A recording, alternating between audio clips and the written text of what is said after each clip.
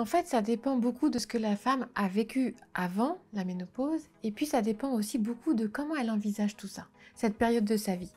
Il me semble qu'en Occident, nous sommes vraiment très encombrés avec cette idée de ménopause comme ce serait la fin du monde, la fin de ma vie de femme, le début de la vieillesse, ça y est, je mets un pied dans la tombe, ce qui est quand même pas très... Enfin, on n'a pas très envie d'y aller. Mais il me semble que dans toute notre vie de femme, finalement, nous avons appris à traverser des tas d'étapes. Nous avons vécu l'époque de la puberté. Rappelez-vous, c'était pas si facile.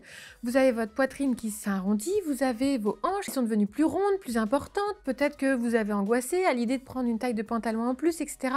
Et pourtant, ce corps de femme qui est devenu, il est devenu le vôtre, on se l'est approprié et souvent, on en a été heureuse. Après, il y a eu parfois des enfants, et quand on a eu des enfants, on sait bien qu'on a pris des kilos, que parfois aussi on les a reperdus, qu'on a un ventre qui s'est arrondi. On a aussi pu savourer tous ces moments-là, ce corps qui a changé, et en même temps, il a fallu se l'approprier, c'est-à-dire mon corps qui change, c'est toujours le mien, et c'est toujours moi, et comment est-ce que je continue à vivre avec ça? Et donc, finalement, la ménopause, c'est simplement la continuité de tout ce qu'on a vécu jusqu'ici, avec quelque chose qui se passe finalement dans tout notre corps, c'est-à-dire que vous savez sans doute que jusqu'à 20 ans, on a la régénération cellulaire qui a toute blinde et qui fait qu'on grandit, qu'on s'épanouit, qu'on devient de plus en plus beau, etc. Et puis après, bon, ça date de 20 ans. Hein. À nos 20 ans, à partir de ce moment-là, la régénération cellulaire, finalement, se ralentit un peu. Elle se ralentit surtout, finalement, peut-être à 35-40 ans. On commence à avoir des petites rides, peut-être, des cheveux blancs. On cicatrise un peu moins vite. On voit tout ça. Et donc, ça dit que notre système général de régénération cellulaire se ralentit. Comme tout notre corps, eh bien, notre système reproductif et notre sexualité va vivre ces changements-là. Et donc, effectivement, notre cycle qui nous permettait d'ovuler et puis de vivre nos menstrues, etc., eh bien, les hormones s'expriment un peu moins et donc les choses se ralentissent un petit peu, comme pour le reste de notre corps. Et donc, on va vivre toujours ce qui ressemble un peu à un cycle, sauf que ce sera beaucoup plus modulé, ce sera moins intense, ce qui fait qu'il n'y a pas assez d'hormones pour vivre une ovulation et donc il n'y aura pas les menstrues qui s'en suivront.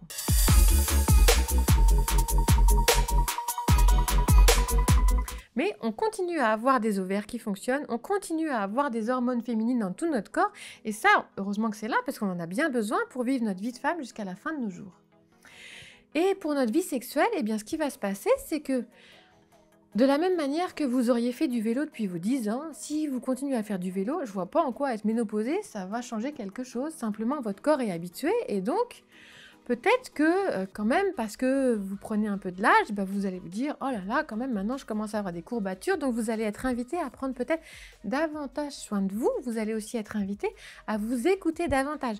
Mais ça, c'est tant mieux parce que finalement, à cette période-là de votre vie, vous savez ce que vous voulez, vous savez ce que vous ne voulez pas. Et donc, eh bien, ça va vous permettre, tout ce temps qui se profile devant vous, peut-être aussi parce que les enfants ont grandi, de pouvoir y passer du temps, d'investir ce domaine qui vous intéresse sans doute, dans lequel vous avez envie de vous épanouir, de vivre peut-être resserrer les liens avec votre conjoint, de vivre quelque chose d'intense avec lui.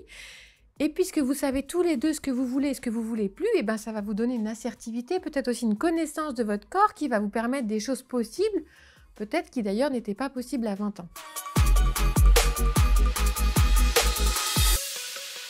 Et puis peut-être aussi que si jamais, justement, vous vous disiez « Oh là là, mais moi, j'ai pas fait de vélo depuis mes 10 ans », c'est qu'il y a eu des grands moments où il n'y a pas eu de vélo.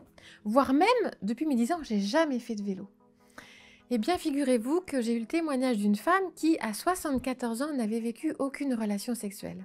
Et puis, elle a fini par rencontrer un homme, sur le tard, et sans se poser de questions, et je pense que c'est ce qui l'a aidée, eh bien...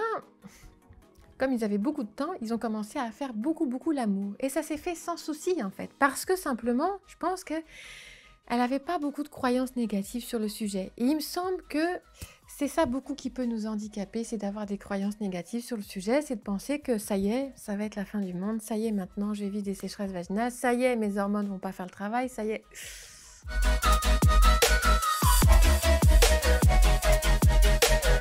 Alors oui... Si vraiment on vit une période où on sent que c'est plus douloureux, que c'est plus difficile, etc., il y a quand même la question du désir, comment est-ce que ce qu'on vit dans notre couple se manifeste dans notre sexualité, et peut-être que si je vis de la sécheresse vaginale, il y a peut-être quelque chose à interroger à ce niveau-là. Mais en dehors de ça, ce qui va être le plus simple comme lubrifiant, c'est d'utiliser l'huile qu'on prend dans sa cuisine. c'est une muqueuse. Pensez, votre bouche est aussi une muqueuse.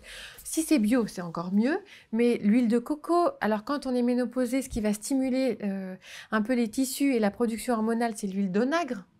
Voilà, tout ça, c'est très bien. Ça peut nous aider aussi à retrouver tout simplement confiance en nous, comme un homme qui prendrait du Viagra pendant quelques temps, juste le temps de retrouver confiance en lui, de retrouver confiance en son sexe, et hop, il traverse cette période un peu difficile. Une femme, si c'est pas tout le temps, tous les jours, etc., elle peut se dire, bah voilà, moi, je vais me faciliter un peu la vie avec un peu d'huile, ça va rendre les choses plus sereines, plus faciles. Et puis, ça va me permettre de retrouver confiance en moi. Et puis, très certainement qu'après, avec le temps, la sécheresse va disparaître pour retrouver une lubrification qui va être plus fluide.